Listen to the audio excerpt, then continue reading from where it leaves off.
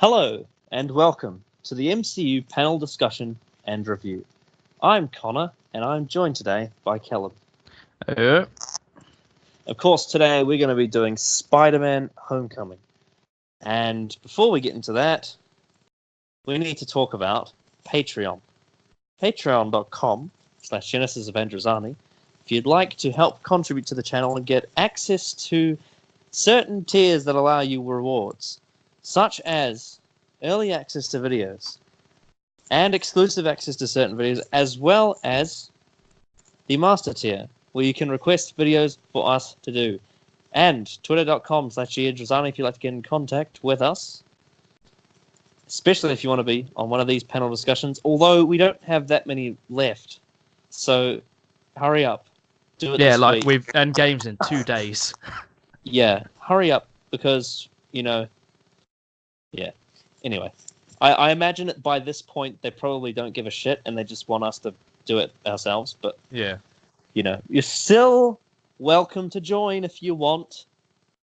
And if you can't make it this week, I'm sure next week we'll probably do one on Hulk 2003, because that'll be hilariously, I don't know, either great or terrible. I don't know. I can't remember. And if you know me personally on Facebook, get in contact. And if you're on Facebook, if on Facebook you're the one that... Yeah, sorry. I'll repeat what I'm saying. If you're watching the videos via the Facebook links and you're wondering why Doctor Strange wasn't posted, it's because it was 10 minutes. And it was... Yeah, we lost the original one. But, without further ado, I think we should start talking about the actual film we're going to be reviewing in this video. And that is a film that I have now seen twice or 3 times. I can't remember. I know it's definitely been twice because I saw it in the movies, and I also watched it yesterday. And that is Spider-Man Homecoming. Callum, what are your initial thoughts on this film? Right. God, this is a weird one, because I've literally just finishing rewatching it, and I remember loving it before, loving it when I first watched it, because it's a great film. Tom Holland finally getting his solo film after Civil War, and he's great in it. Just rewatching it, I don't know, I just had a weird time watching it. I don't know why. Just something felt off. I don't know why. The film itself is very well polished. It's got good characters. It's got an actual good villain, which is odd considering the last couple films haven't had many great villains. The plot is a very simple plot in terms of the MCU. It's just a very, as they say, friendly neighborhood Spider-Man kind of plot, which is fine.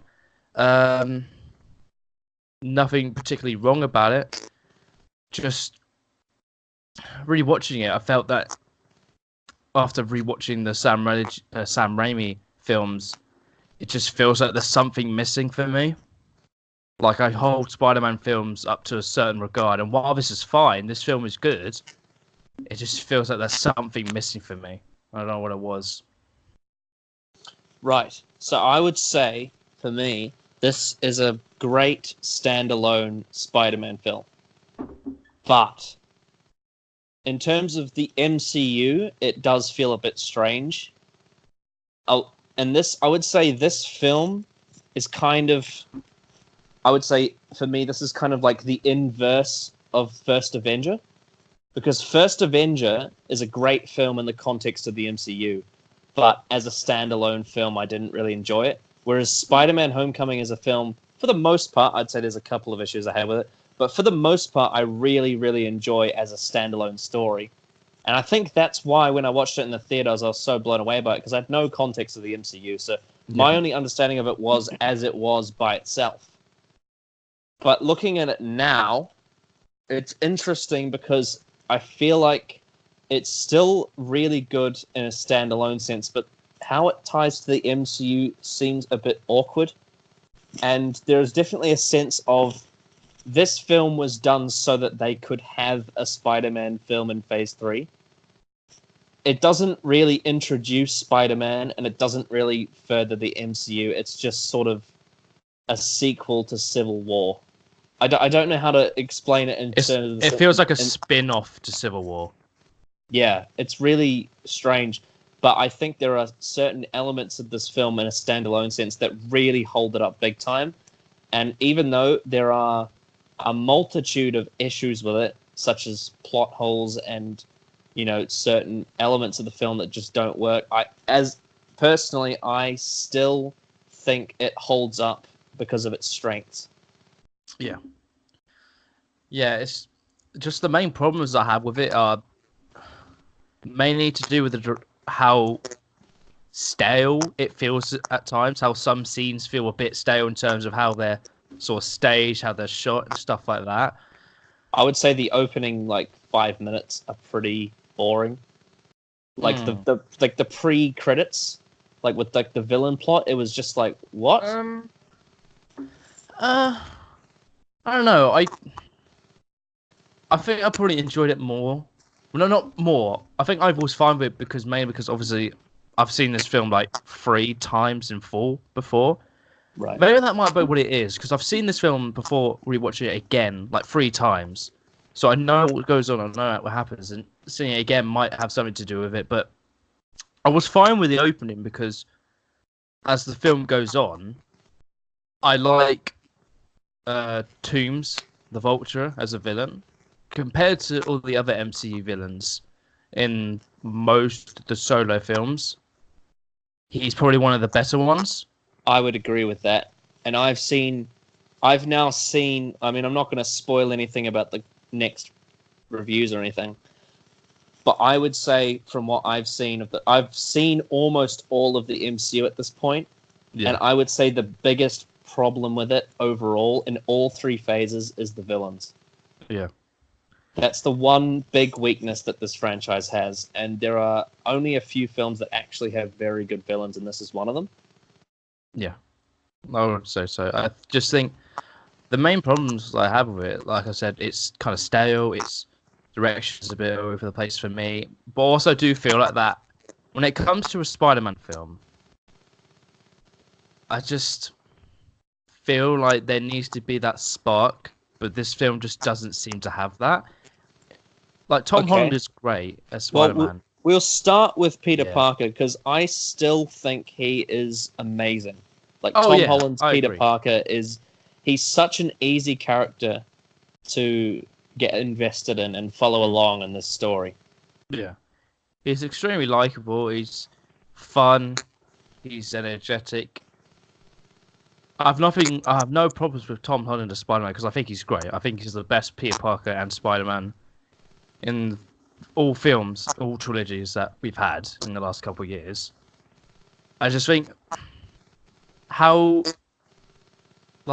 over reliant he is on the suit and the whole mentor with Tony Stark thing, which I don't have a problem with. It just feels like it's overshadowing what could have been a really good film. Well, I think this film kind of has a similar issue, maybe not as extreme, but has a similar issue that the Incredible Hulk has of not having a backstory for Spider-Man. Yeah. It never really explains how he got his webs. And you could be mistaken for thinking that he doesn't actually have a spider bite. Unless if you didn't listen to that one, throwaway line he said to Ned about that, you could just think that maybe this guy creates webs in a bottle and puts it in the machine on his arm, and he pretends to be like a spider. Yeah. Yeah. That was the one thing that really confused me when I first watched it. I'm like, is this guy the same as the other Spider-Man where he's actually got webs in his arm, or is he just producing webs synthetically? I know from the comics that Spider-Man has always created his webs, apart from the Sam Raimi trilogy where it was organic. Every other interpretation, it's all web shooters, so it's all handmade by him. Yeah, see, I always loved the Sam Raimi thing where it was literally part of his DNA. He actually produced it from his arms because it made him feel like he was actually part spider. Yeah, that's what I liked about it as well. And I have no problem with him having it be organic or him having handmade web shooters. I've no problem with that. I think I don't know. It just feels like you said, like there's no backstory that we know of in this MCU of Spider-Man, Yeah. and I think when it comes to a Spider-Man film, that does sort of hold it back a bit. Yeah, because you kind of need to know you kind of need to know Spider-Man and his powers and his backstory to understand who he is in this film. But the problem is most of his backstory from the other films. So obviously there's two other Sony trilogies where they do give him a backstory, one that's great and one that's shit. But they both do give a backstory for Spider-Man. Yeah. But the problem is that the majority of that backstory doesn't actually carry over into this film. Like Aunt May, for example, she's so different in this film to the others that it's almost like, well, the backstory in this film is different to the other one, but it's like they don't actually give you a backstory in this one. So it's like, where is the point where we're supposed to like get it? Because if you're jumping into this film not knowing anything about Spider-Man, you'd probably be a bit confused as to how he got his powers. Yeah. The one thing I would say about that is that Spider-Man is like an insanely popular franchise, especially a film franchise. Everyone knows what Spider-Man is. So I guess the sort of excuse I could just say for that is that because we've had two very, very popular trilogies, not counting like the quality of those, everyone knows Spider-Man and they know his story, they know about Uncle Ben, and they know about everything like that. So I guess the filmmakers and Sony feel like, what's the point of redoing that again when most people know that? And that's true. But the thing is like, but that's like some of the best stuff in the MCU is that, like Iron Man 1, his backstory, and you think about some of the others like I don't know, I guess can't think of another example. Maybe Ant-Man is one of them too. Doctor Strange, I guess. And some of the best stuff in the MCU is when they're discovering their powers, or they go to a place to learn their powers or whatever. And there are some of them that we just don't get it with, like Hulk or Spider-Man. I guess Thor to an extent. And it's a little bit, it's just a little bit weird because it's like this MCU is supposed to be contained within itself. Yet there are some superheroes in there where you have to know their backstory before you go into it. Yeah, it just like Tom Holland's extremely convincing Spider-Man. He's fun, he's quippy, and that's all the things you need for a Spider-Man. It just feels like there's no emotional connection with him.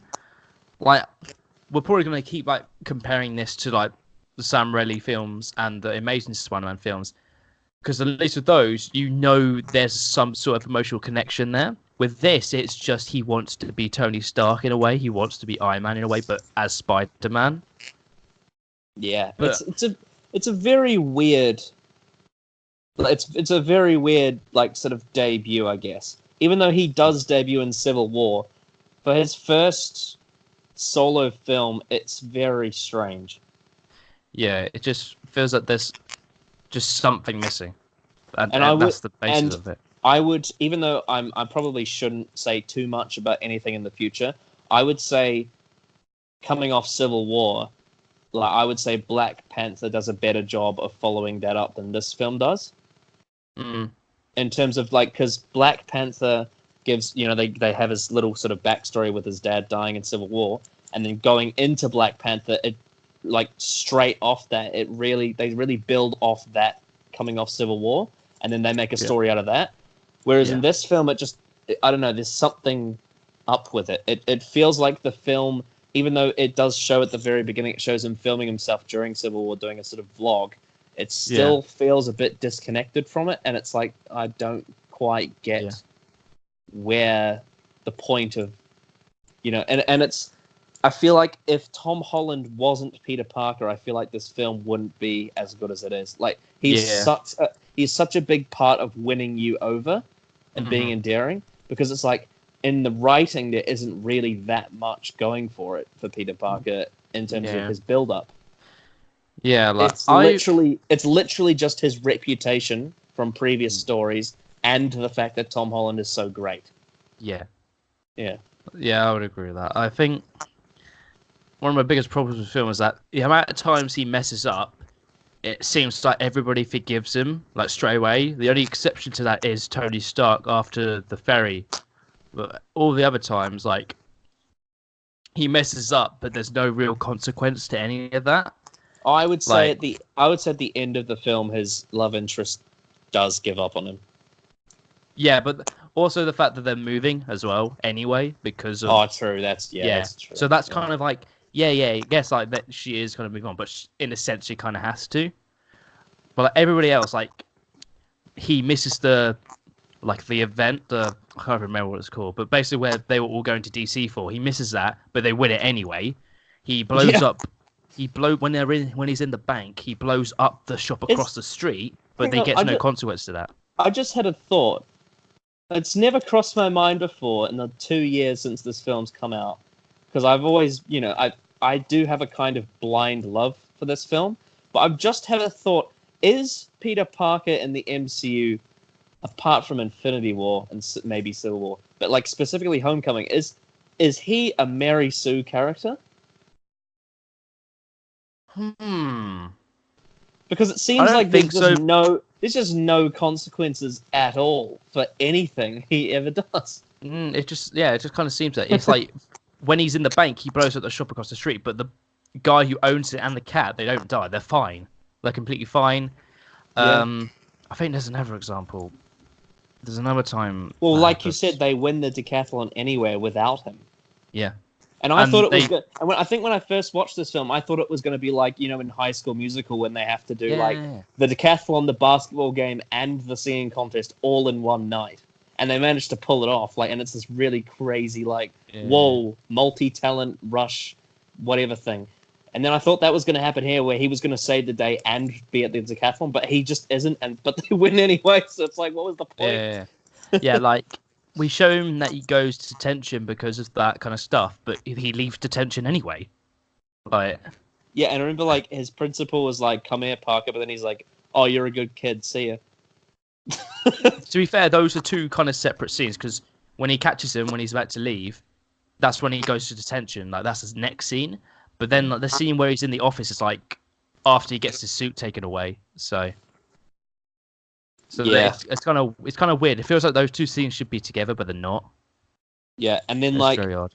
and then like as soon as he's actually gonna die, like Iron Man's suit saves him like twice. Yeah. But I do think I do think just there is something like I would say that is really good about Peter Parker's character anyway.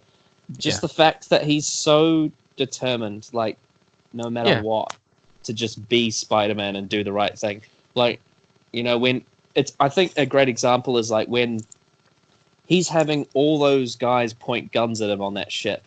But then when he sees Vulture about to kill them, he like pushes them out the way. It's like these are guys that were going to kill him, but he still doesn't want them to die because he cares about like living. Yeah. Like regardless of who you are, he's always very forgiveful. And also I think I wrote it down in the trivia somewhere.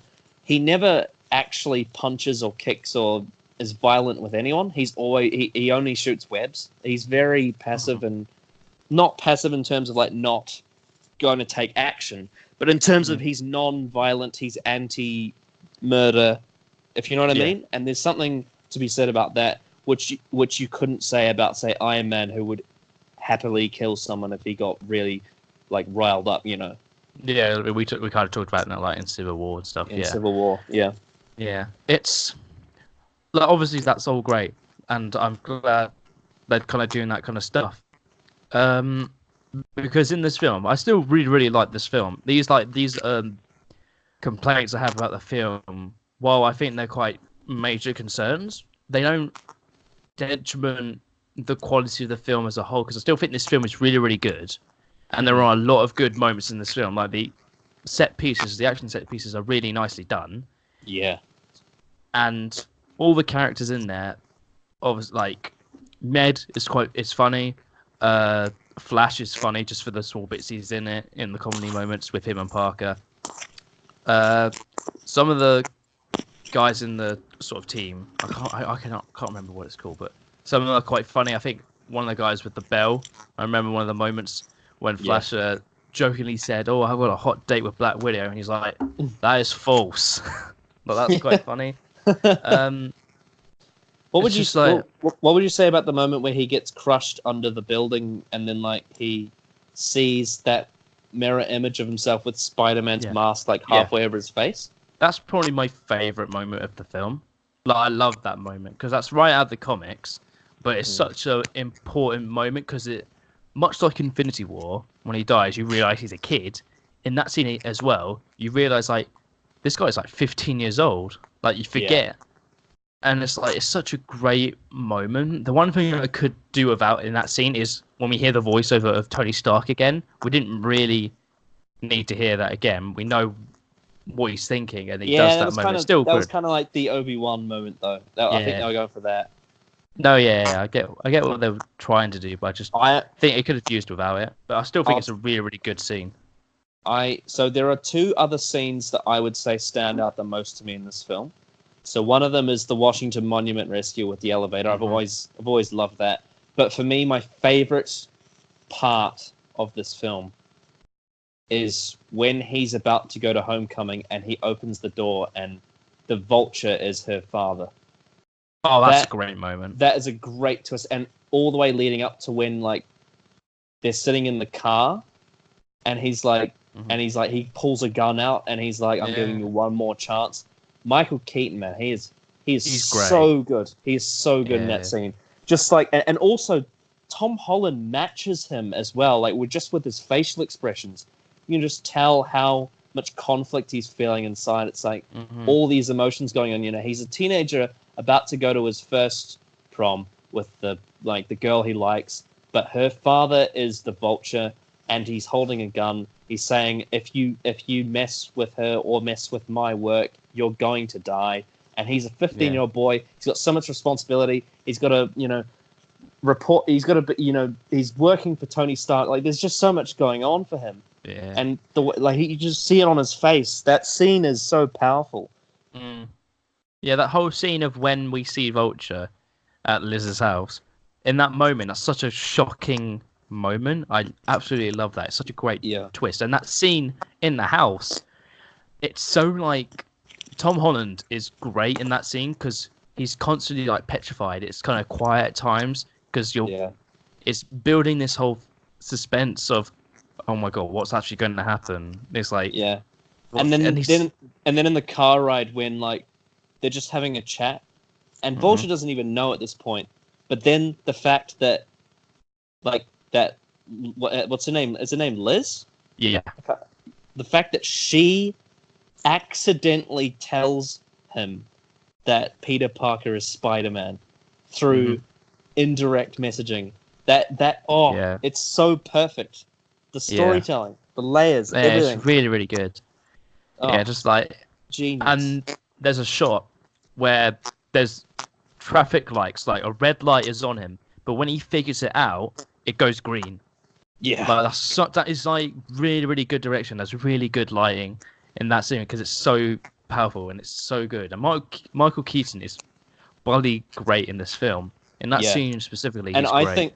I think that like similar to, because you know how we're talking about Tom Holland like being such a big part of this film and why it's good. I think also to the same degree, the Vulture could have easily been a really weak villain, but because it's Michael Keaton, he's great as an actor. He just, every scene he's in, he makes the Vulture so much more interesting just with his performance. And I think this is one of those examples where it's like the MCU has this sort of culture of allowing actors to improvise and ad-lib through scenes to make it make their own story out of it. And when you get actors like Michael Keaton that can just completely steal the show like that, it just makes the film so much more interesting. And I would say that's one of the biggest strengths of Spider-Man Homecoming is like throughout, I would say like 90% of it, it's so captivating. Yeah. And a lot of that has to do with the casting. Yeah, definitely. I think Michael Keaton was great. quite a great choice for this role because Mm. it's so odd. Because Michael Keaton, obviously famous, one of his most famous roles is that he's Batman in the Batman Yeah. films, and he's great in that. And it's so nice to see him kind of play like the big villain in a Marvel film like this. Yeah. Like, because I love Spider-Man and I love like the Spider-Man villains. Because every time I see him on screen, apart from like probably like the Amazing Spider-Man films, because those are like trash. But every time I watch a Spider-Man film, when I know who the villain is, like I know pretty much most Spider-Man villains, I'm instantly like captivated. And the fact it's Michael Keaton and he does such a great performance already means I'm like, Jesus Christ, this is great. This is like great film making and stuff like that. Yeah. And it's such a great performance. Like he's Yeah. perfect as this role, and that's why I'm looking forward to watching Spider-Man: Far From Home because Mysterio and stuff like that is so excellent when they're getting all these kind of actors in for these kind of films. I'm like so excited for stuff like that. Yeah.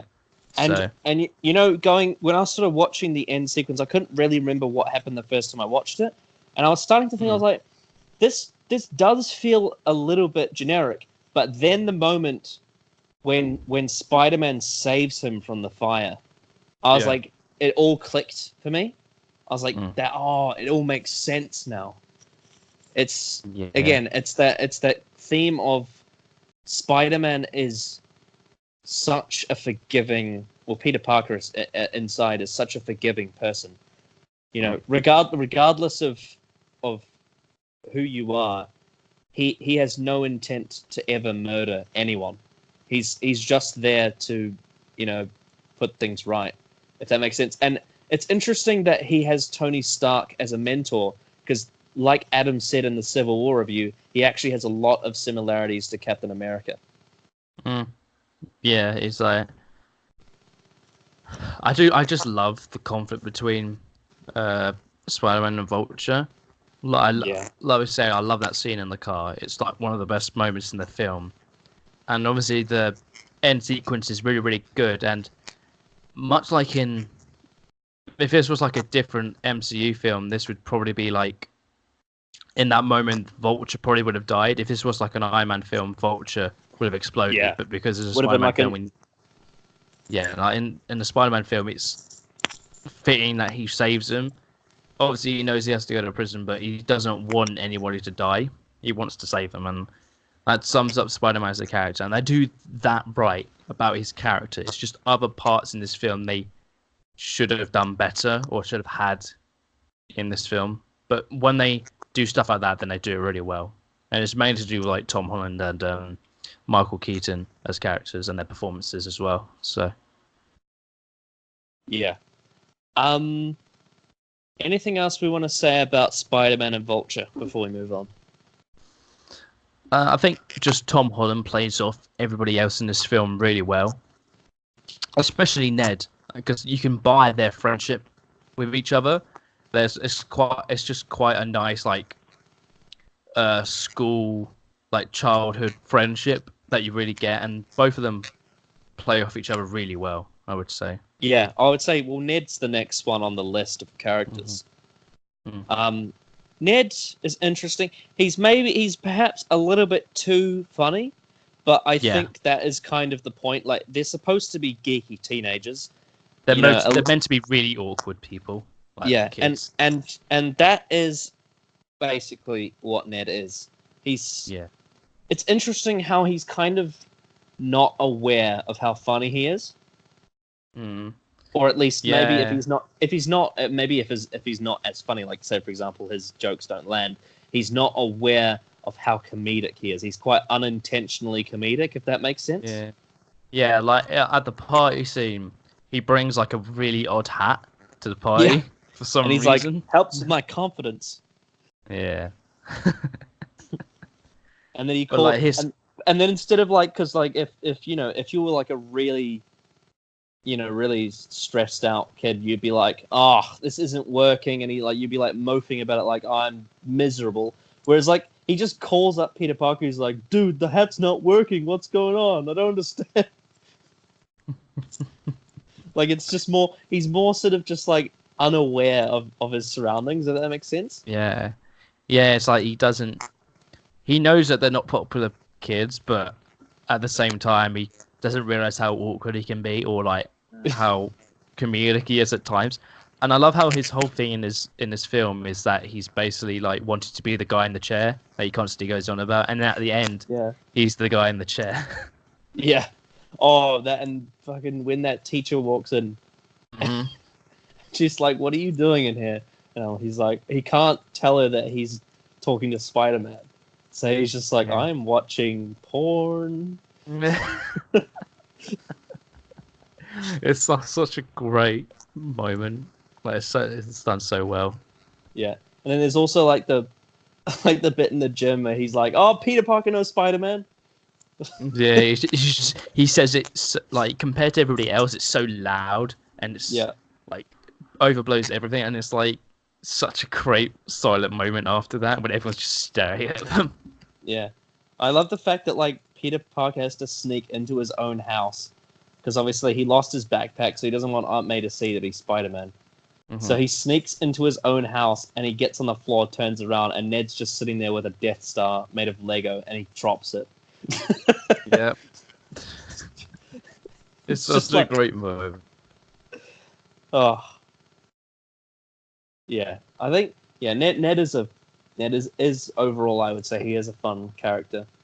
Yeah, it's just a nice. He's just such a fun character, and the actor does him really well. He can pull off this sort of awkwardness to him, how he's constantly wanting to tell people that Peter Parker is Spider-Man or that he knows Spider-Man. He just can't hold it in, and he keeps saying, "Should we tell everyone?" And Spider-Man's like, "No, that's a bad idea." Yeah, and also I would like to commend the writers for not going down like the cliche path, because you could have if this was in like the early 2000s or whatever, they would have like you could have easily done one of those real like just like, oh, these guys are getting bullied and they're all sad now. Oh, but Spider-Man's here to fix it. Yay. Like they could have easily gone down that path, but they don't. They don't actually like they don't put them in a situation where they're being necessary. I mean, obviously there's the penis Parker bit, but they don't actually. They don't do like the typical like, oh, these guys are getting beaten the shit out of like and at school and Spider-Man has to save them. It's like no, they're actually just they're just a bunch of kids. Yeah, And that's one of them happens to be Spider-Man, and they're out doing a normal sort of superhero story, and they don't do like the I guess you could say like the stereotype of teenagers in college. Like they actually feel like real teenagers in a real college most of the time. I would say, which is nice. It's nice because it's a refreshing change from like because it's so like Hollywood went through this phase in like the 2000s with this like where every teenage movie had to have the exact same story, like the Mean Girls story, and it's just like we've seen this so many times before. We don't need to see it again. It was shit in Amazing Spider-Man, except for some reason it was in the reverse. Peter Parker was the bully, which makes no sense. Yeah, it's very odd. But they didn't do that in this film, and it felt way more natural, and there was no they didn't go down that path, and I was happy with that. Yeah, because they've done that in both of the Spider-Man trilogies before. So, but it's nice they didn't do that kind of thing here. I would say it worked in the Sam Raimi one, but it like they didn't. Yeah. Like I would say they didn't need to do that again. No, they didn't, and I'm glad it's just then. Just the thing is that they're just not popular. They're just kind of just like losers. The only one who really puts them out on it is Flash, but that's about it. They don't like get anything out. They're just not popular, and they're kind of just losers. But the thing is, the funny thing is about Flash. I know that in the comics it's a lot different because in the comics Flash is like a big like jock who's like gonna push them around and stuff. More like what you would expect a bully to be. But in this film, Flash is also a bit of a like. He's also a bit of a dork as well.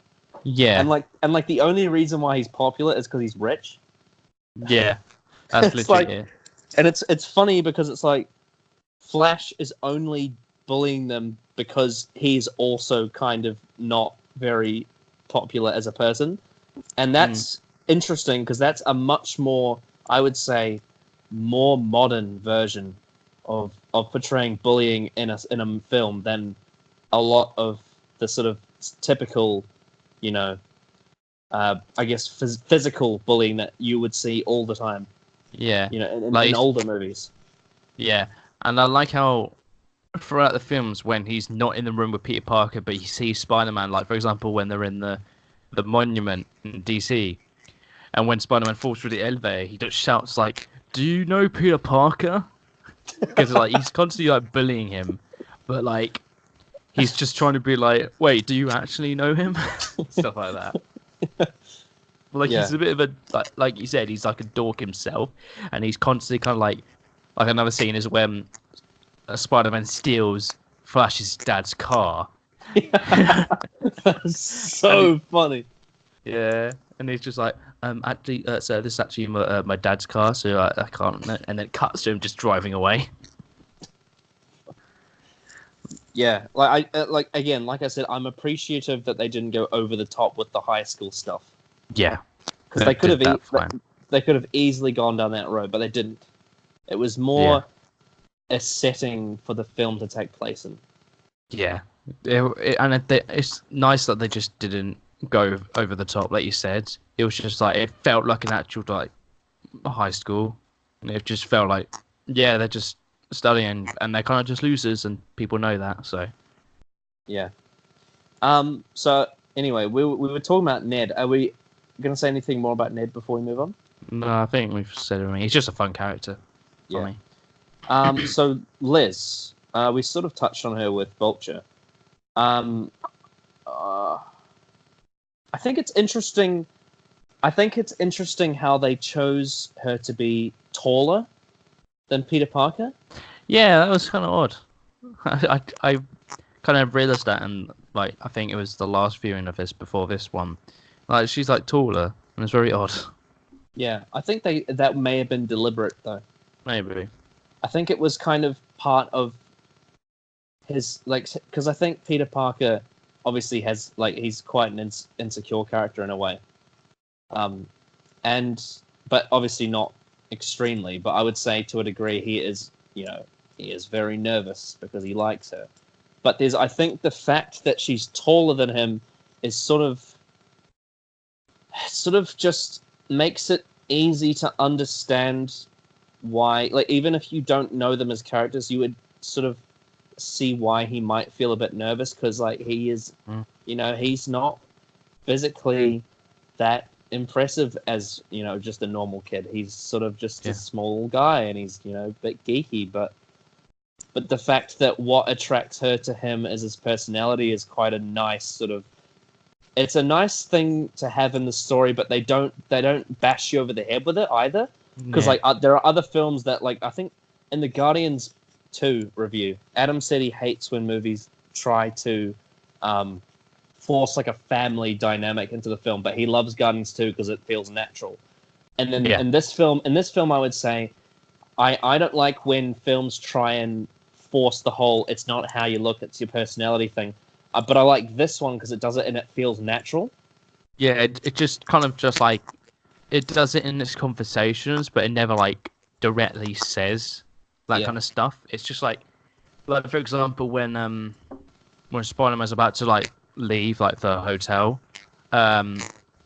he runs into Liz and they have this conversation, and Liz is like, "You don't have to study. You're like the smartest person I know." So like and stuff like that. So like. Yeah, it's nice that they didn't just do this whole like you said, bashing it over our heads. Yeah, and I think the reason why that works is because it's messaging in the dialogue that it tells us about that, but within the characters themselves, it's not this extraordinary moment. Like Liz is only saying that as like an offhand comment because she just came to her head. Whereas if they were like in a traditional sort of film. Like that, like a Hollywood film, all the characters would treat it like it's over the top, and there'd be like uplifting music, like "da-da, it's all about your personality, you're the smartest boy I know. Oh, thank you so much." Like, whereas like for the characters in this, it was just like a little conversation that they were having. She unintentionally complimented him, and the audience would pick up on it. But it's not like, as I said before, it's not shoved down your throat. They don't force it on you. Yeah, And I think and I that's really think good. yeah, I agree. I think like Liz as a character, she's fine. Like the way I sort of interpret it, it's more like just like that school crush that someone would have. And I think they Yeah. do that quite well. I just think as a character, there's nothing much else there. Yeah, I Unlike think the before. there's definitely a sense of like they had her in there so that they could have the fact that she's Vulture's daughter. Yeah, which is a great twist. And the actress is fine. She gives a fine performance, but there's nothing much else there in terms of her as a character. Like she's smart. She wants to win the competition, and they do. But other than that, there's nothing else other than she might have a crush on Spider-Man. Yeah. Yeah. Yeah. I like how I don't think I've got this character written down, but I like how I'm gonna sort of attach this to Peter Parker and Liz. I like how Karen, right, is the voice of Peter Parker's suit. Yeah. I like how she's trying to coach him through this. Yeah. And then Yeah, there's it's that very moment. There's that moment where he saves her in the elevator, and Karen says, "Now's your chance." And then he like stops for a second because he's nervous, and then he he falls. yeah. So like it's actually quite funny. It's like when we are first introduced to like Karen, and like he talks about like Liz a lot, and then like talks about like, oh, should I tell her I'm Spider-Man? Oh, she's great and stuff like that.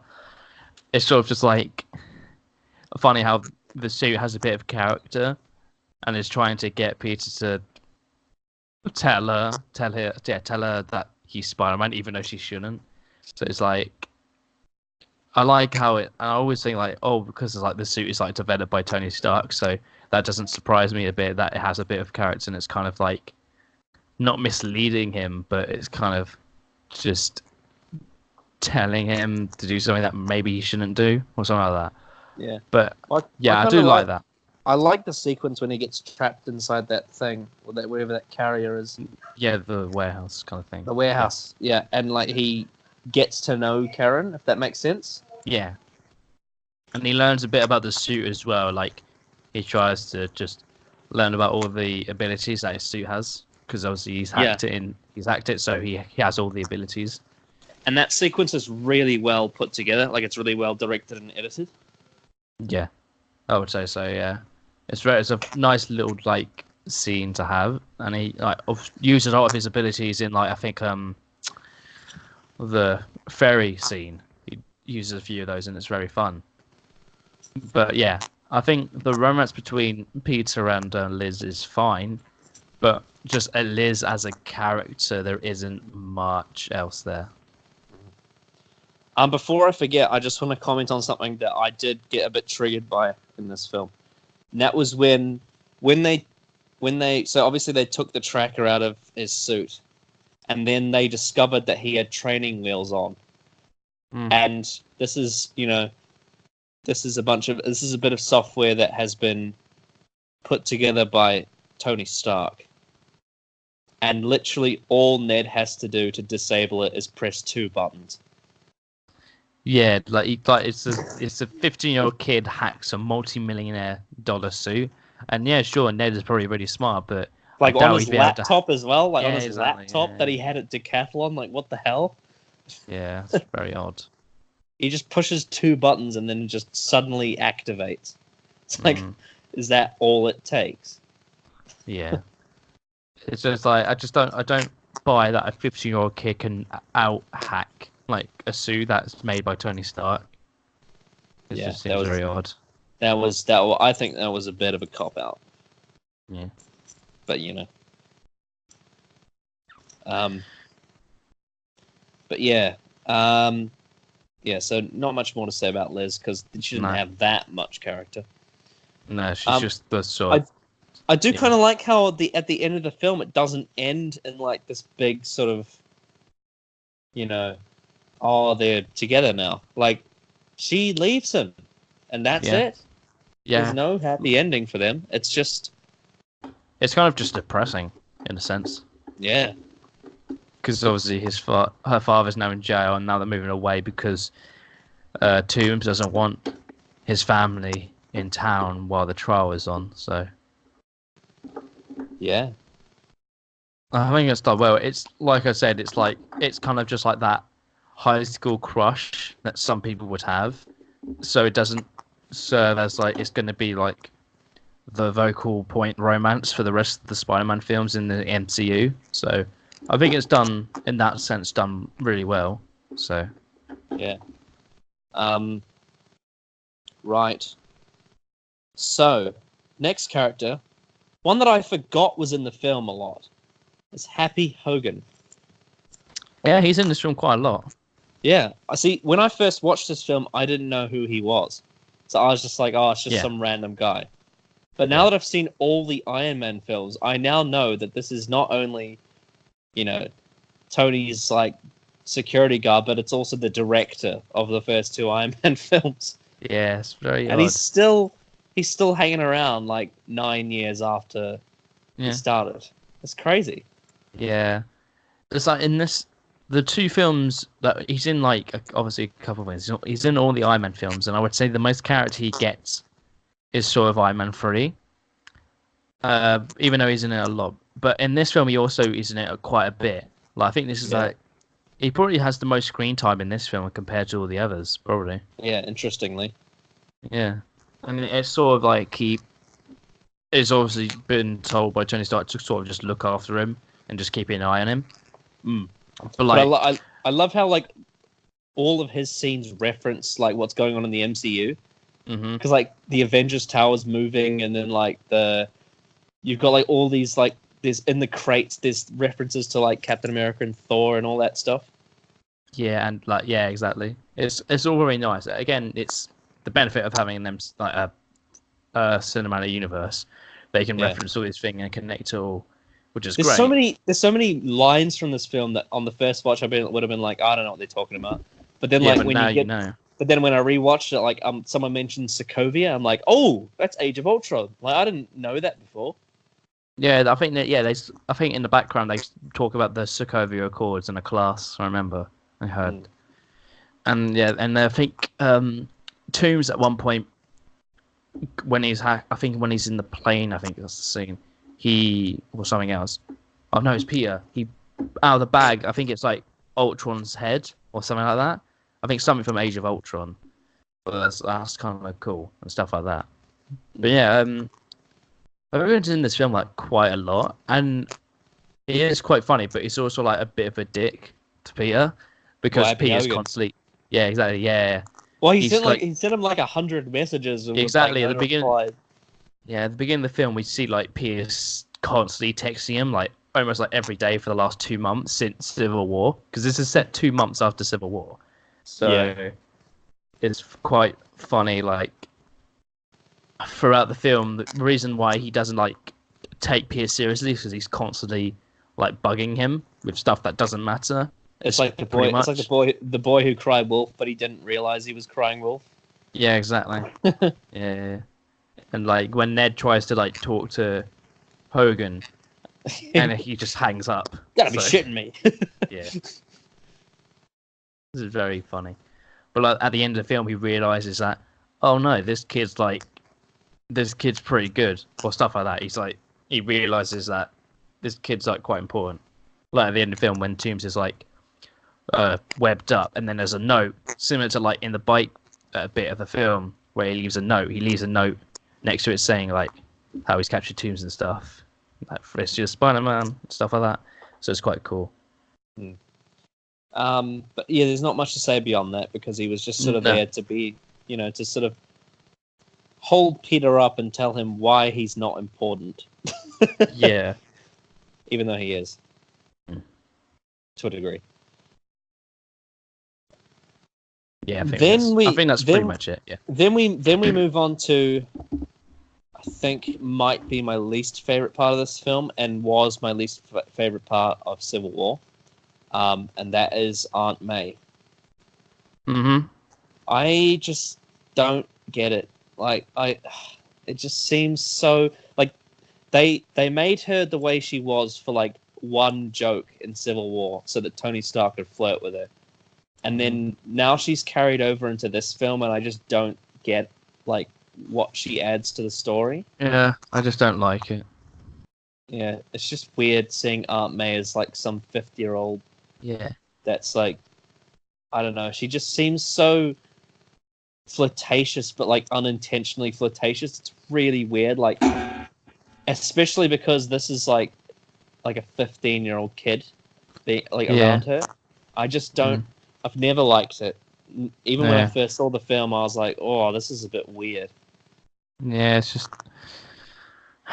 just like seems like they obviously have this running gag where everyone is trying to like hook up with her. Like the guy in the Thai restaurant is giving her like extra like food and stuff. Yeah, like on the house and stuff like that. And then you've got like one of the weirdest like things. And it seems so weird to like nitpick, but I don't like how when Peter loses the Stark internship in quotations, and when he comes back home, and then she's like panicking and stuff, like saying how I phoned you like many times, I've phoned the police and stuff like that.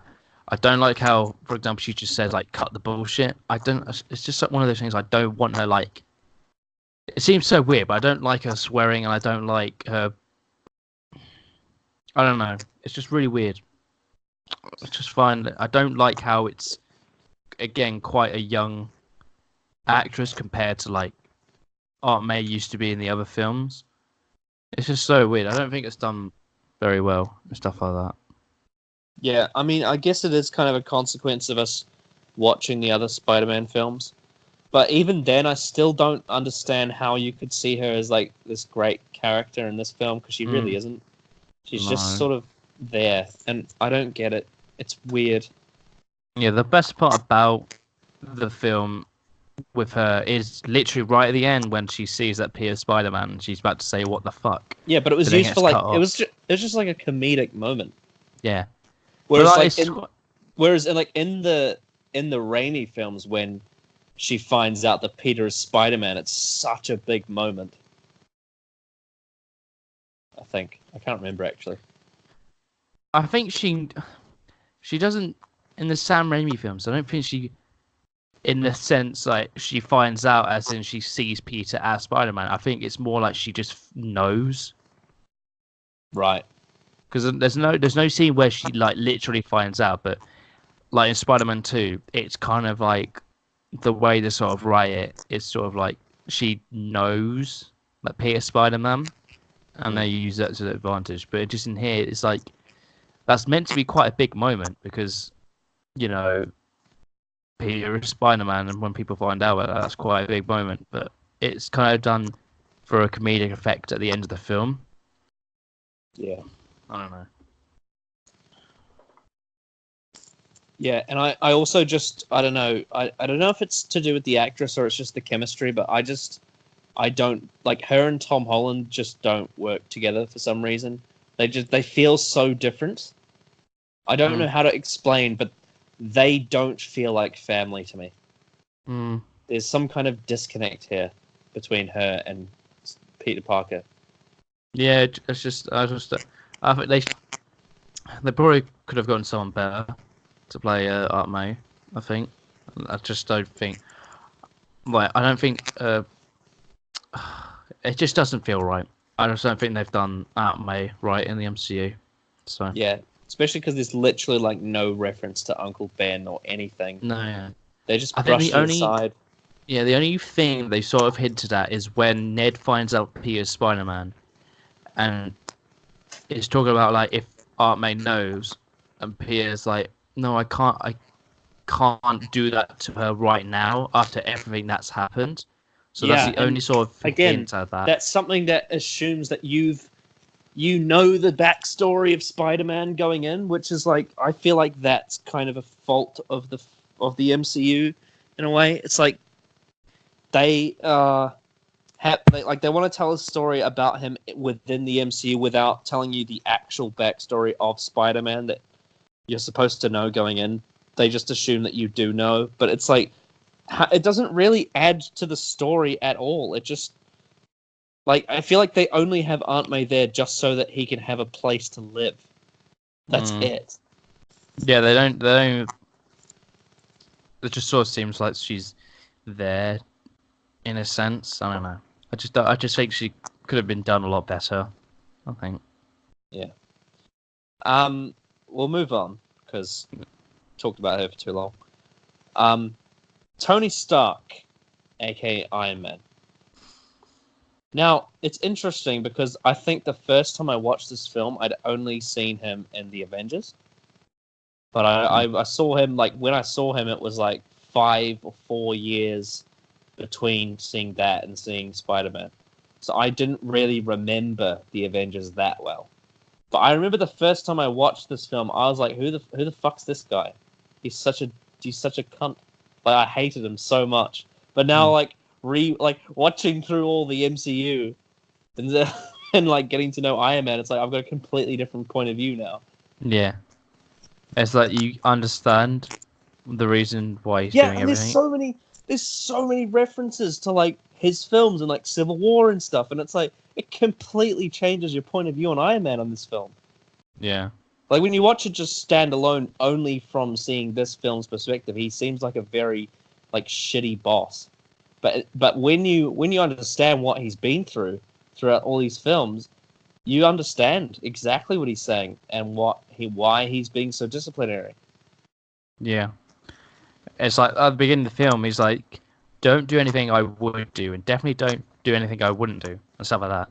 It's like I do like Tony in this film, and I think the relationship between them is very good, and I think we'll obviously talk about a bit more in Infinity War because they play both Robert Downey Jr. and Tom Holland. They play each other very very well.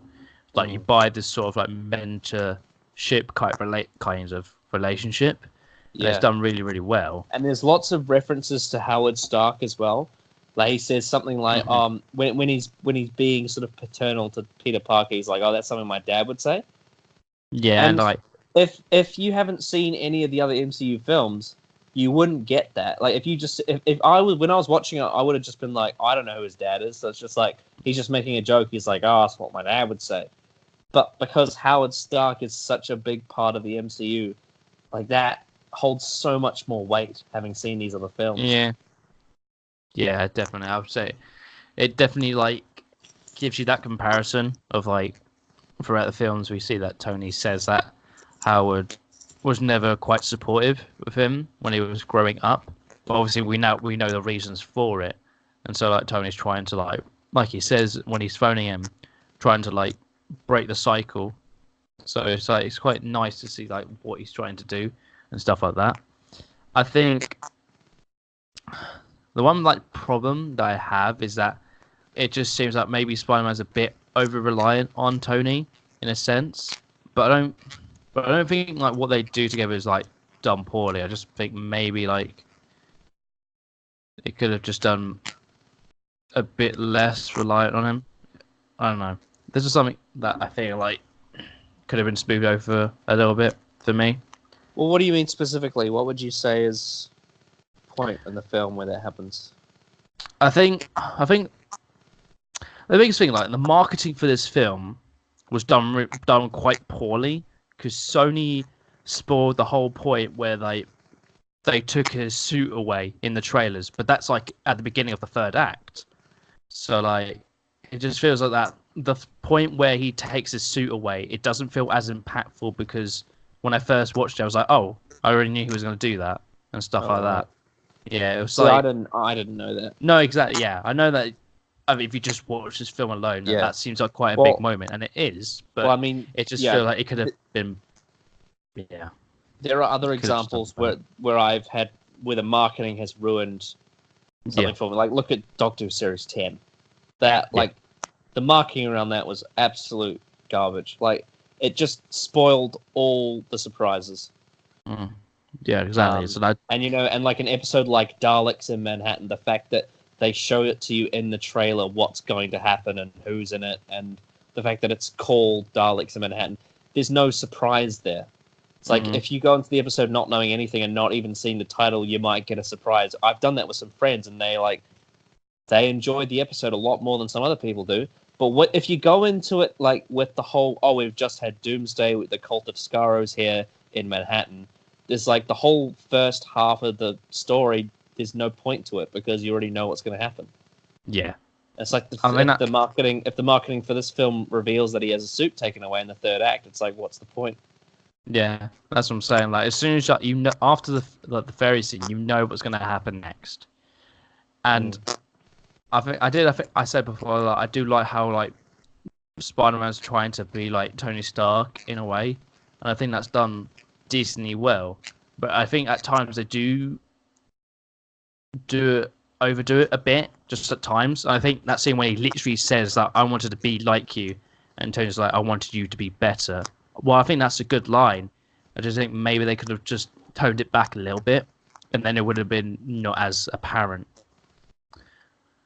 But I still think that the relationship between the two is done really well. I think the chemistry between them is very, very well. And I think the final scene where Peter realizes that, no, it's okay to just be on the ground for a bit and stuff like that, when he's like offering him the Iron Spider suit. I do like that scene and stuff like that. So, and also, Pepper Potts returns after like how many years? Like we haven't seen her since Iron Man 3. She wasn't in Age of Ultron and she wasn't in Civil War. Yet she just randomly pops up in Spider-Man. I'm like, what the hell? Yeah, she's just there. I guess Marvel gave her a new film contract. So yeah, and I guess their break is over, right? Yeah. Oh yeah. And I like how, like, between them, they sort of, because their announcement was meant to be them announcing Spider-Man as the newest Avenger, they now have to come up with a new announcement, and then they suggest like, oh, I've got the wedding ring here. I've had it since 2008, and I'm like, they don't pause it like, oh no, that's a big step. They're more like, I mean, that's not I think that would be a decent excuse, decent announcement and stuff like that. So I like how that sort of played off. I also like how, because you know how we were talking about in the Avengers, how he was wearing platform shoes and she was on bare feet just so he could be taller than her.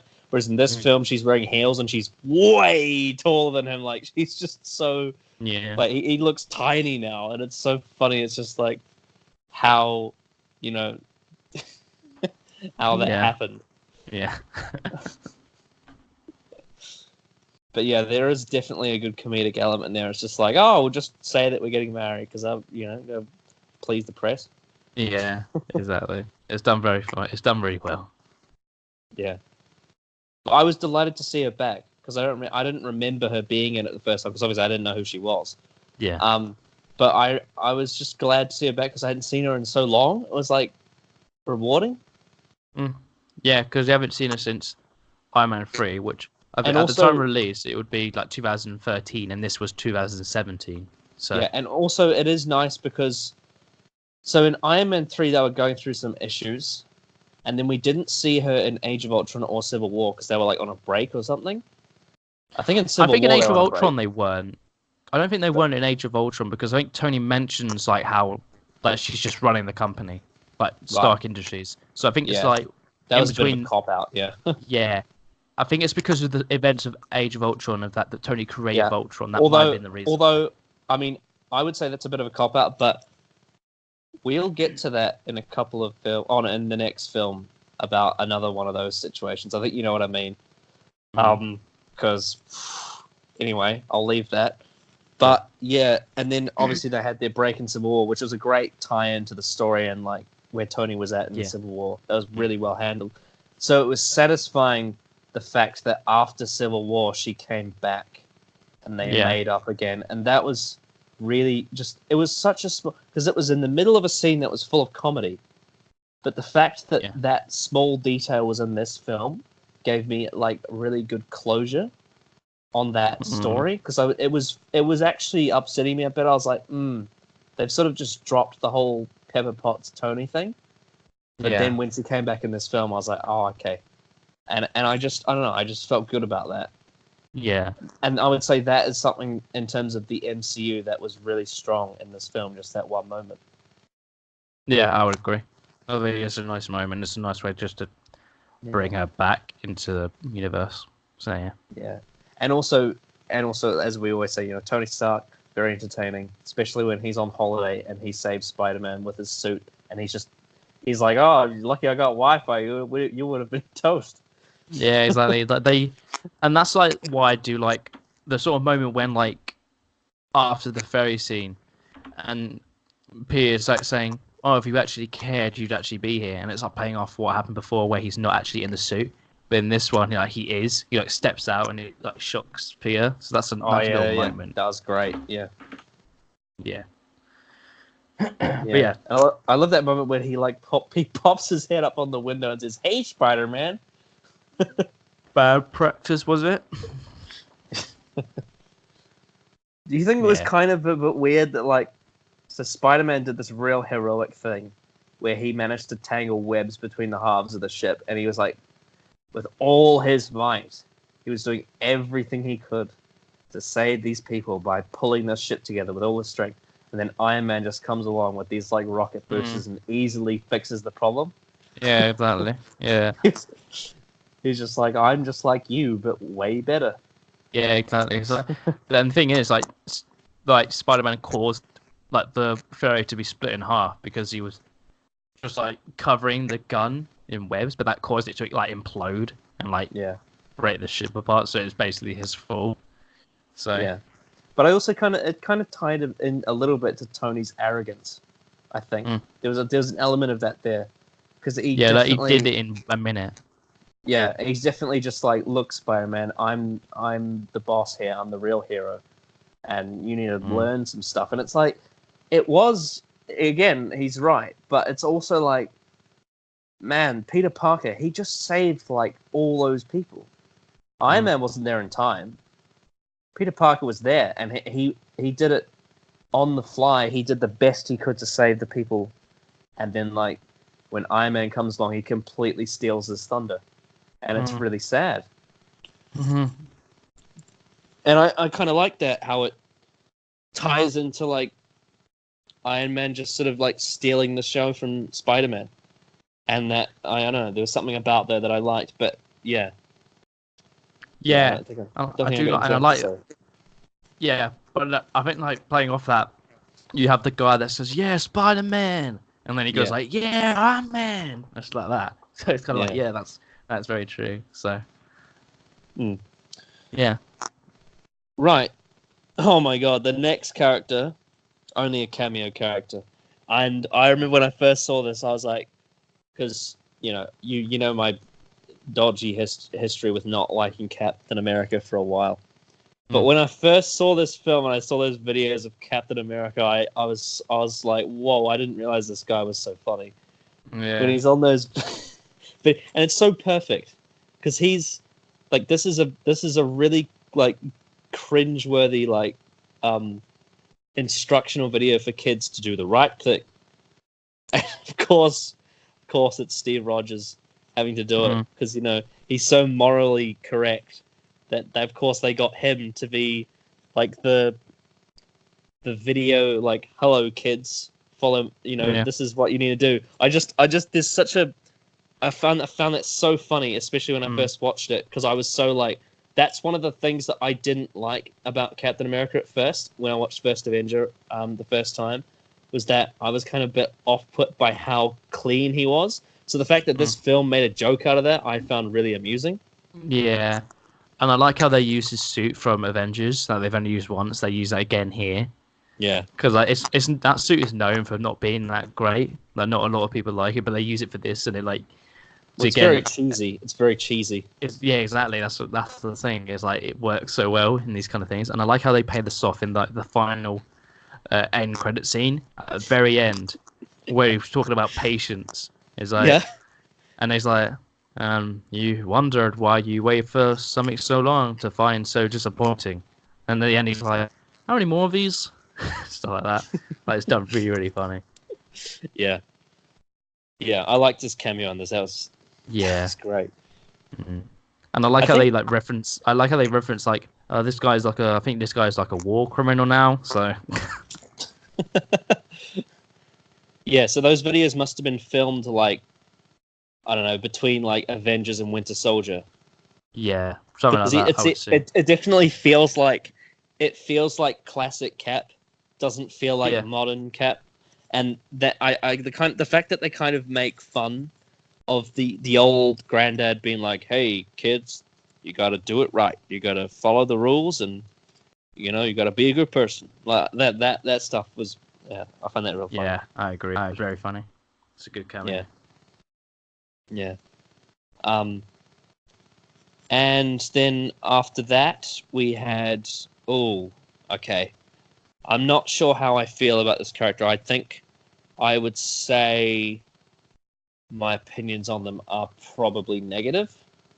That is Michelle Jones, also known as MJ. Right. So she was just kind of there for like the one-liners. Yeah. And she's just like, hey, I'm socially awkward and I don't have friends, but I'm going to pop up in random scenes just to say something funny, I guess. I don't know. It was weird. Yeah, and then it's revealed at the end that she's MJ. Like, it's revealed that she's MJ. I'm like, oh, okay. I was fine with her. I thought she was fine. And I think I get the sense that the way they're sort of writing her in this film, and what I bet they'll probably do for future films, is that she's kind of obsessed with Peter, because at the very beginning of the film, that they say that she says that Peter's like quit these kind of things, and she's like, I'm not obsessed. I'm just very observant. But they throughout the film they have these sort of like, especially the end, we get this like shot of her just kind of looking curious about him, if you know what I mean. It's like, so I guess they have this sort of like, she's not like obsessed, but she's like into him or something like that. So, and I think that will probably be brought up a bit in the next film. So yeah, I hope so, because I don't know. For the most part, she just felt like she was there for comedic relief, but I didn't really laugh at any of her jokes. So, no, yeah, I've like seen like interviews between Tom Holland and her, and they've like got very good chemistry together. So I guess that's sort of, I'm hoping will be good in the next film, because they seem like they get on with each other really well, and they seem like they have good chemistry together. Yeah, I mean, there are obviously way worse characters in the MCU than MJ. Yeah. But I don't know. She just seemed kind of tacked on. Yeah, it just seemed like that they needed to like set up like MJ for the MCU. So. I guess so. I mean, hopefully she's not as horrible, like in terms of like her personality, as bloody Mary Jane was, because Mary Jane was not very nice to Peter Parker at all in any of the films. No. Yeah, I'd say that for me, that's like probably my biggest flaw. Well, I mean, obviously not Spider-Man 3, because that film has a lot of flaws, but my biggest flaw with like the first two Spider-Man films are probably that character. Yeah. Even though, like, I don't know, Kirsten Dunst is a good actress, I guess. I don't know. She was a bit. There's something off about her. She just didn't seem very pleasant. Yeah. I get what you mean. Yeah. Yeah. But I don't know. We'll touch more on that if we ever do reviews of those films. Aaron Davis. Who was that again? He's the character played by Donald Glover. Oh. I don't remember who that was. He was in the under the bridge scene when the guys are trying to sell him like weapons and stuff, and he's just before the ferry scene, he's in the parking lot. Yeah. I don't know. He didn't have that much of a presence in the film. No, I think I really like Donald Glover. Yeah. So he was likable. Yeah, and the character is like related to Miles Morales, because he says a line like, "I have a nephew here," and he's basically referencing Miles Morales, because then he's like his nephew. So they're sort of saying out that maybe Miles Morales is in the MCU, maybe. Oh yeah. So, but I think I do like Donald Glover, but he doesn't have much to do. I guess the interrogation scene was kind of fun. Yeah, like, he's like, "Oh, your the webs will melt in 2 hours, and he's like, I got ice cream in here. Yeah. Yeah, he's like constantly saying you need to get better at this part of the job, like interrogation and stuff. So it's fun. He doesn't get much to do, but yeah. Yeah. And then we had Anne Marie Hogue. I don't know who that is. I can't remember that. Was that like the mother of Liz? Maybe. Well, she's only in Or, like 2 scenes. probably wouldn't be her. I don't remember. Anne Marie Hogue. I'll look on IMDb. Yeah, But I good don't. idea. Whoever it is, I don't remember. Okay. That's Well, all. whilst you're looking for her, I guess we'll talk about Eugene Flash Thompson. We sort of already. Actually, no, we pretty much already did talk about him, Yeah, didn't we? yeah, he's just kind of a dork. Penis But it's Parker. like, um, Was Penis Parker in the other films? huh? You know how he calls him Penis Parker? Yeah. Yeah, is that in the other films? No, I mean that's just from like other. I mean, I don't I think think it would that's be. just him bullying him. Anne Marie's at the beginning of the film. She's part of the damage control, I think. Oh, right, okay. Yeah, she's the Yeah. woman from the damage control. She's at the very Yeah. beginning of the scene, and then she's in a little bit when they're looking upon like the bank and the street and stuff. But yeah, she's not a character, really. Right. Yeah. Yeah, that pre-credits thing was a bit. Both times I watched this film, that was just a bit weird. I was like, oh. Well, the reason they have that is to set up the motivations and the reasoning for Vulture. Yeah, it just felt a So, bit like. It felt like it was like the definition of a cold open. Like, it was ice cold, if that makes sense. Yeah, There was, I guess. there was no real, like, I mean, because like in cold opens, often it'll be a bit like sort of this is setting up a part of the plot that's going to come later. But in this one, it was just so like not what at all what you would expect to be the first scene of a Spider-Man film. Mm. There was no like friendly energy to it, like there was for the rest of the film in any of the scenes. It was just so I don't know. It was weird. But then, I mean, obviously it was necessary to the plot, but there was just something about it that was a bit strange. Mm. And I don't remember it because because if you had asked me before yesterday what the first scene of that film is, I would tell you it's the when Peter Parker's filming himself, because that's all I remember. Yeah. But obviously, it wasn't. Are there any other side characters we want to discuss? No, I think we've kind of gone over everyone. Except for Stan Lee. Stanley. So obviously he was in the scene where Spider-Man web shoots on a guy who's trying to open his own car. Yeah. And Stan Lee's just in the window being one of the old people yelling at him like, "Go away, Spider-Man." Yeah, don't make me come down there. Always a delight to see Stan Lee. Yeah. Sometimes though I do see the cameos and I'm a bit like, oh, you could have done better than that. Yeah. But it's fine, I would say. Yeah, it was alright. Yeah. So yeah, the plot of this film. So, let's talk about the plot of this film. So, I can't remember exactly what it's called, but there's that like purple thing.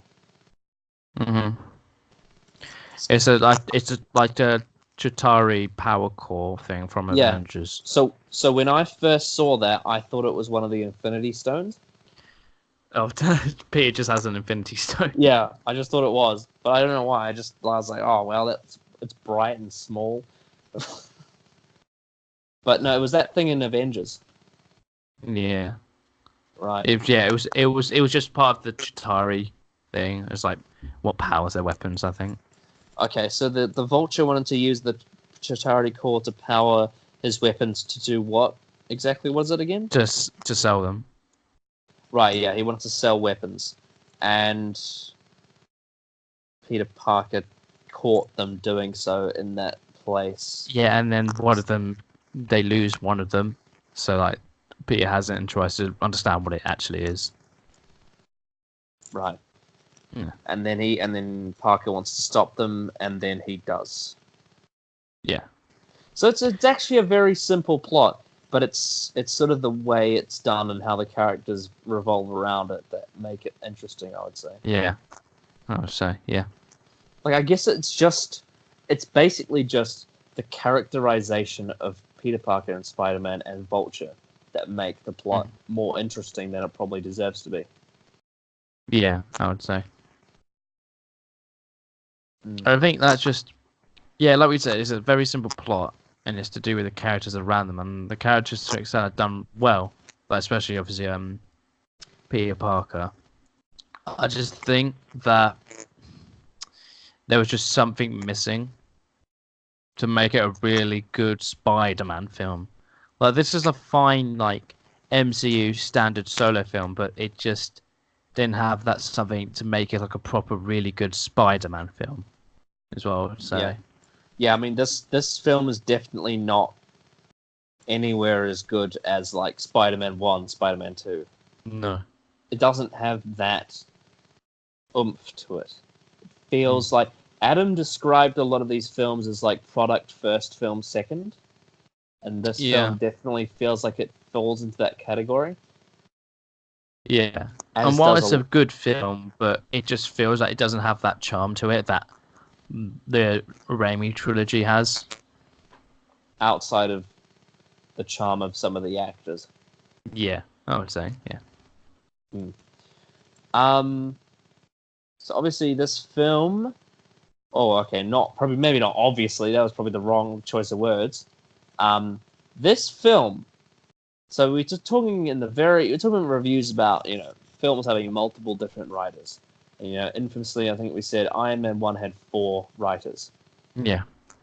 This film had 6. 6 writers. 6 writers. Jonathan Goldstein, John Francis Daly, John Watts, Christopher Ford, Chris McKenna, and Eric Summers. So 3 Johns, 2 Chris's, and 1 Eric. That's very odd. 6 writers. And I think that just confirms to me what I was saying before about product first, film second. Is this definitely feels like the MCU was saying, we need to get this right. We need to have everyone be focusing on this one. Yeah. Because Spider-Man is money. Yeah, it doesn't feel like it has a real proper focus. It just feels like that it is kind of messy at times, and while the writing is fine and the film itself is fine, it just feels like a bit like a mess sometimes. I think the fact that there's 6 writers, yeah, seems a bit silly. I think. Yeah, I would say. Obviously, one of those writers, John Watts, was the director of this film. Yeah. In terms of the direction, you do have a point, actually, in the fact that it is a little bit stale. But I also think there's some really nice storytelling as well with the direction. I would agree with that. I just think when it comes to like just standard dialogue scenes, it just feels incredibly stale. There's not much movement to it. But I think there are good stuff on like when Vulture, I think there's a scene where Vulture's looking at the news and it's talking about the DC monument, and then it cuts to Liz and her mum, like from Vulture. That's a nice little bit of like direction there because it's connecting those two, but you don't realize it. Like that's kind of nice. But I just feel like when it comes to just simple dialogue scenes, it just feels kind of like boring with not much going on in the terms of the shots. That's one of the biggest complaints I have about it, and it feels like that's kind of becoming the standard for some of the MCU films. Yeah. Like, I think while Doctor Strange has a lot of visual stuff to it, which is nice, I just think again, dialogue scenes feel very standard. It's also because there are certain films that stand out so much, like especially the Russo films. Mm-hmm. Yeah. That where the direction is so incredible that when you get a film like this that is just sort of there with this direction where it's like good direction, tells the story but isn't too creative, it feels like it doesn't stand out as much as the big ones. Yeah. I think another example of that is like Ant-Man, because a lot of those dialogue scenes are very stale. Like, Yeah, not much goes on. But then when you get to like the action scenes, it's actually really creative. Yeah, exactly. I would agree with that. It's just, and I almost feel like it's part of what I've been saying a long time. It's sort of like the Jon Favreau disease, where like all the dialogue scenes are stale, but then all the action scenes are great, and it's like the classic MCU direction problem. Yeah, I would say. And it's frustrating because it's like these films could be masterpieces if you were more creative with them, but they just, because they're products and they have to release like 3 of them a year, it just feels like they're not given like the love that they deserve. Yeah, I would agree with that. Yeah. And the music of this film is by Michael Giacchino, who obviously has done a lot. Yeah. What was the one before this that he did? What, he like did another MCU film? Oh, he did another one just like before this. One of the reviews we did, we talked about him. It must have been. Maybe it was. It might have. Was it Civil War? No, Henry Jackman did Civil War. Was Was it Doctor Strange or was it someone else who did that? No, I don't think. I'm not sure actually. I mean, Maybe it was. Should be on IMDb. Maybe it was Guardians of the Galaxy. No, that was Tyler Bates. Okay. Oh, that's right. Yeah. Was it? Oh shit! I'm getting confused now. It was one of them. Was it? Maybe it was either Ant-Man or it was Doctor Strange or it was. Have a look. I'm trying to go to music. The music. But actually, maybe it was Age of Ultron. Or was that? Oh no, that was Danny Elfman and that was someone. Danny Elfman. Shit. I'm trying. I've lost it now. I'm trying to find where the music is on this list. Yeah, it's got to be Doctor Strange because I'm sure it wasn't Ant-Man. Yeah. Music.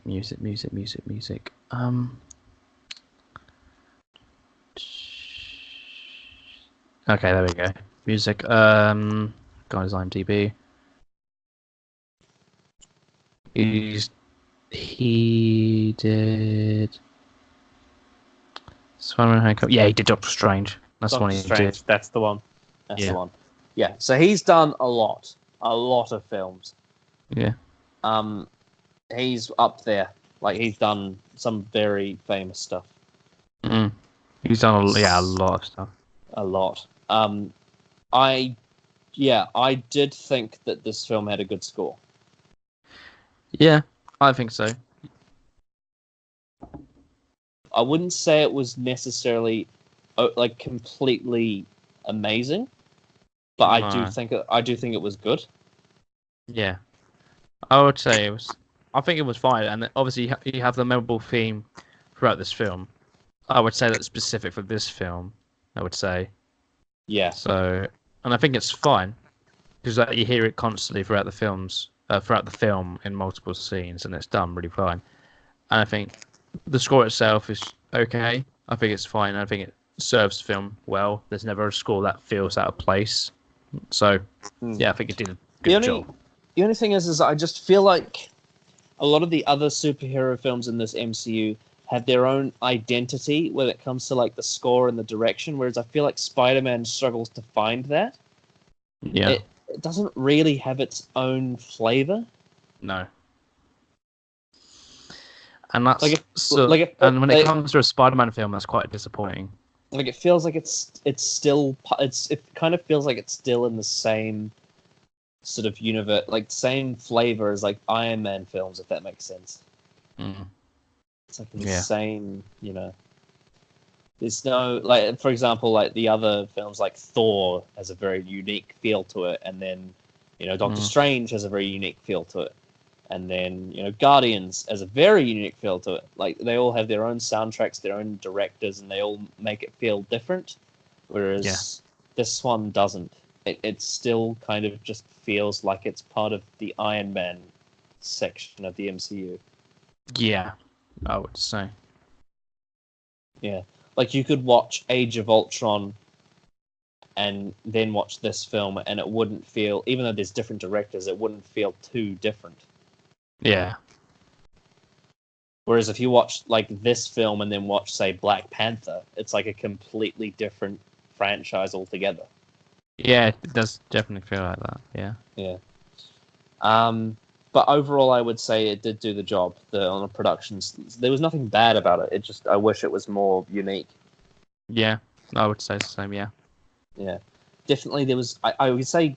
I guess I would say pedestrian would be a good way to put it. But a little bit pedestrian. Yeah, I think that's a good description. Anything else we want to say before we move on to the trivia? No, I think we've said everything we can. Okay. Jennifer Connelly voices the Spider-Man computer Karen. Her husband, Paul Bettany, had voiced the Iron Man computer Jarvis. She was also cast because of her appearance in the John Hughes-produced Career Opportunities. Homecoming pays homage to Hughes' high school films, and casting Connelly was done as a tribute to his career. And Connelly was also previously cast as Betty Ross in Hulk 2003. Mm. So that's interesting how all those things tie to Marvel. Yeah, that's very odd. And even though I haven't seen Hulk 2003 in ages, I can tell you for sure that the one big thing that it has over 2008 is the romance. It is miles better. Like, Eric Bana and Jennifer Connelly have great chemistry, like especially compared to Edward Norton and Liv Tyler.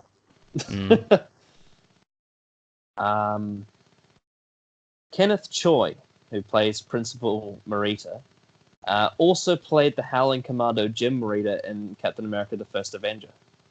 In Principal's office, you can see photos of the Howling Commando, which hints that they are related, and he is his grandson. Mm. Yeah, I remember that. I noticed that. Spider-Man never punches any of the villains he fights. He uses his webs and counters enemies' punches, which causes them to punch each other. So I already sort of mentioned that. Yeah. Aunt May's car number plate is AMF 1562. AMF is Amazing Fantasy. 15 is the issue number, and 62 is 1962, the year Spider-Man first appeared. Nice. Peter is shown wearing boxer shorts when he puts on the suit given by Stark. However, Tom Holland said he wore a thong underneath because the suit was skin tight. Before this film was officially announced, Sony planned to build a universe not too dissimilar to the MCU using only Spider-Man characters. This included an untitled spin-off focusing on the female superhero and assumed to be Black Cat, a Venom film, a Sinister Six film, and 2 further installments to the Amazing Spider-Man series. Andrew Garfield was signed on to appear in at least 2 of these films. And then it all crumbled. Yep.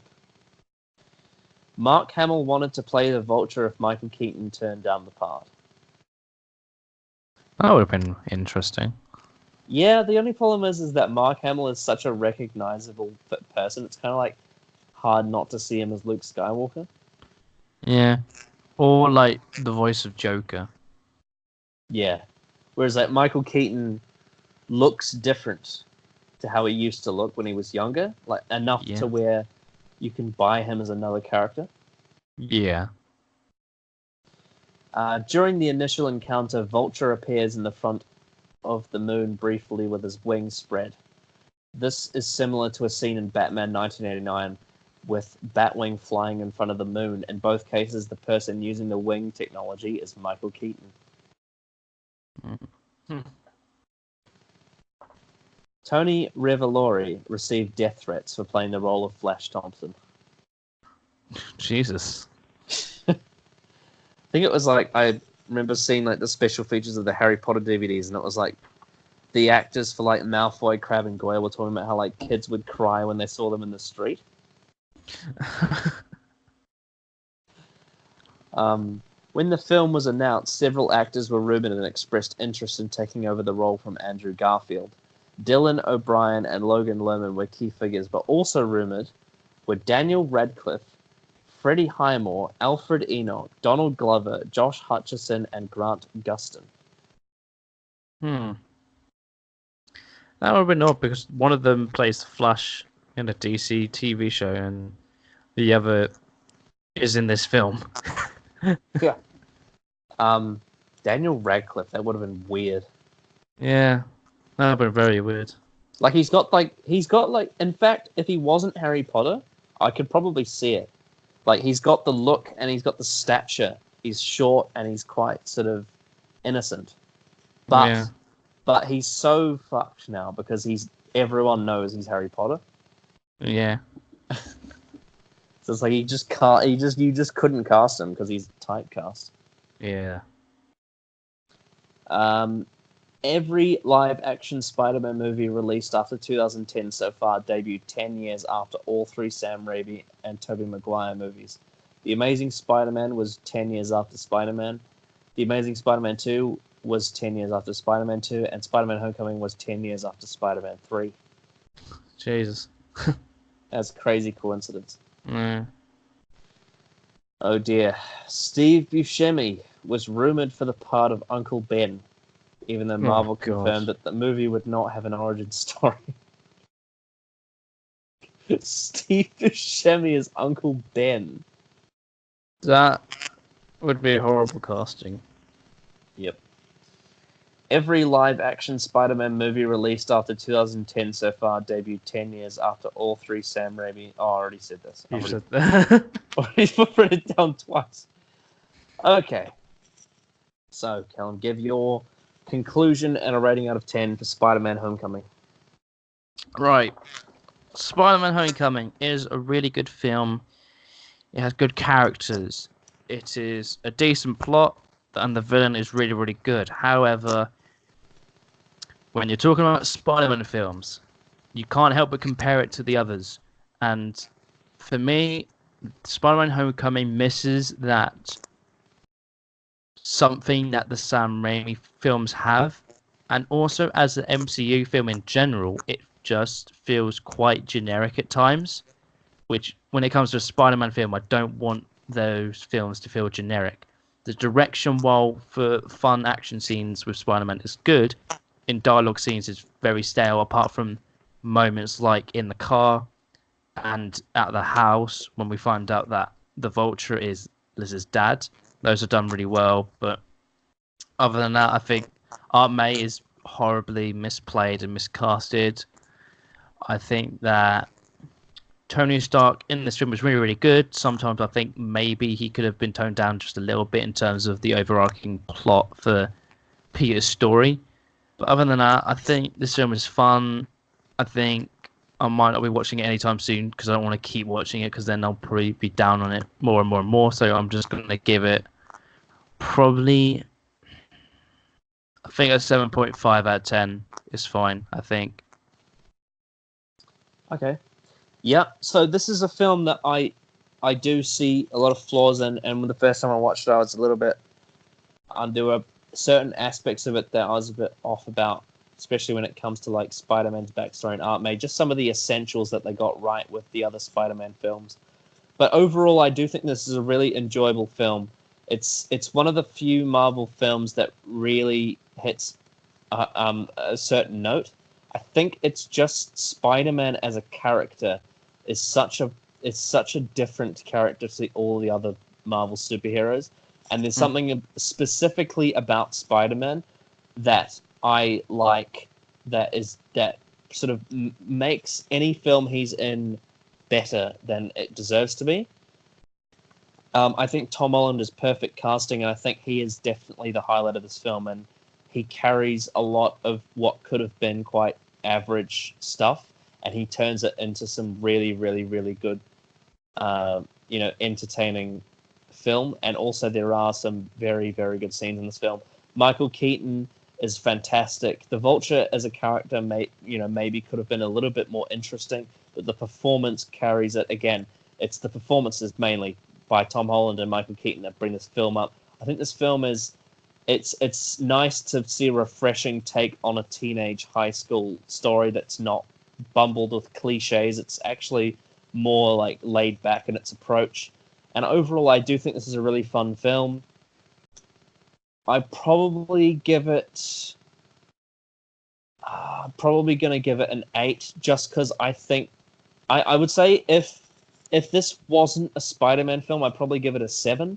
But because I just really, really enjoy Tom Holland and Peter Parker and Spider-Man as a whole, it really brings this film up big time in terms of my overall feelings of it. And I'm always going to have a big soft spot for a Spider-Man film just because that character specifically for me is such a personal connection. So I'm going to give this one an 8, I think.